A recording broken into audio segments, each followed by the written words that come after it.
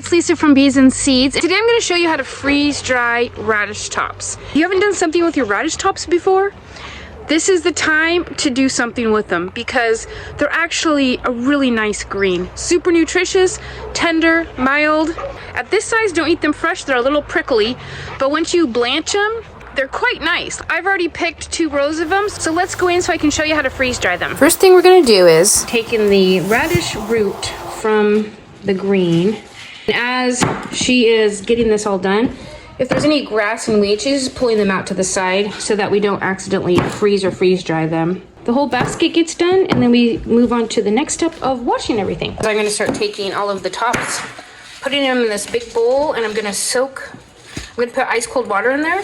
That'll help them to not wilt as quickly, and it'll also help loosen any dirt and grime that's on them. Now we're filling this bowl full of cold water.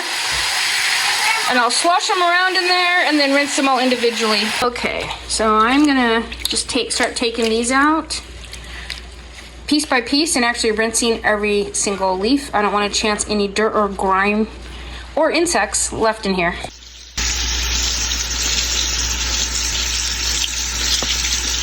Get all of these leaves and put them in a salad spinner. If you don't have one, just use a towel and pat them dry. For freeze drying, because any extra water left on them can affect the initial freezing process and require more dry time. Once most of the water has been gotten out, we are just going to lay them all out on these tea towels to further dry better. You can also, sometimes I just go ahead and I roll them up if I'm in a bigger hurry, but we've got so many, I think we can let some just air dry between batches. Got the dining room table full of greens that have been washed, and then I just put them out to dry and then plop them on the trays. I fill them as high as I can. I kind of squish them down. Over half of all the greens have fit on these 5 trays, and that's a lot of greens. So this is a fantastic way to keep them. See, I just try to fill up all the little spaces a little thicker. That. I really love these little connectors. You just put them on the corner of the pan. It allows you to stack them, so it takes up less room in the freezer. They allow for stacking the trays, and then I can put all 5 in a much smaller space in the freezer to pre-freeze them. You don't have to pre-freeze them, but it does save a little bit of time. And we have 2 sets of the trays, so I can have one in the freezer getting frozen, and I can have the other one go directly into the freeze dryer. Or I can just freeze both sets of trays. So here's all 5 trays and we're ready to go. These are super handy. If you don't have any, get some. We got those little corner things at Harvest Right along with the freeze dryer. I'll leave a link down below in the description box if you're interested in grabbing some. I recommend getting an extra set of trays too, so that one can be freezing while the other one's in the freeze dryer. Pull these out of the freezer. I'm gonna start popping these in the freeze dryer. Got the first one here. Oopsie, a couple fell down.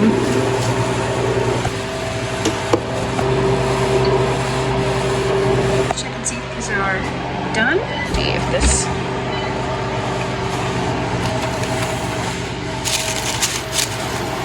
Once the machine indicates they're done, we give them an initial weigh. Jot it down somewhere. We're going to do this with every single one of the trays, jotting down how much each of them weighs. And then we put them back into the freeze dryer and put them on for additional time before weighing them again and seeing if they've changed in weight. If after 2 hours of additional dry time, we take them out and they weigh the same amount, then we know that they were completely dry. But if they lose a little bit of weight, they still had a little bit of moisture in there, and we'll put them in again for another 2 hours and continue that until they are consistently the same weight. After this round is done, we're going to take it out and weigh them again, and they have lost a little bit of weight, so we're going to go ahead and put them on for another couple hours of dry time. Let's try them and see. This time, the weight remained the same, so these are all ready to package up. My preferred method of packaging is vacuum sealing the product in a glass jar. The jars fit really nicely on the shelves. They're rodent proof. I don't have to figure out how to store them in bins. I just really like them, and it works wonderfully for short-term storage. I don't know about long-term storage. You can also use the Mylar bags, but I've used stuff over a year old in jars and it was still great. Sealing is super simple. You put the lid on, and then I've got this portable vacuum sealer. I'll link it below if you're interested in grabbing one.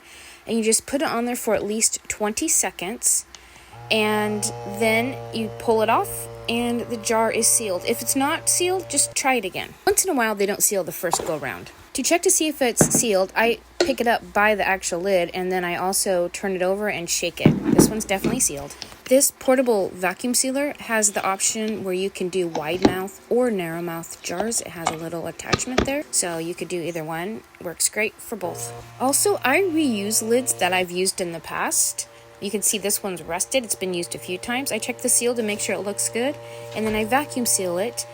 And if it doesn't work the first time, I'll try it again, but usually they work quite nicely. You don't have to use a new lid every single time. The 5 trays fit into 3 jars. I've done 2 rounds, and so that's a lot of greens in a jar.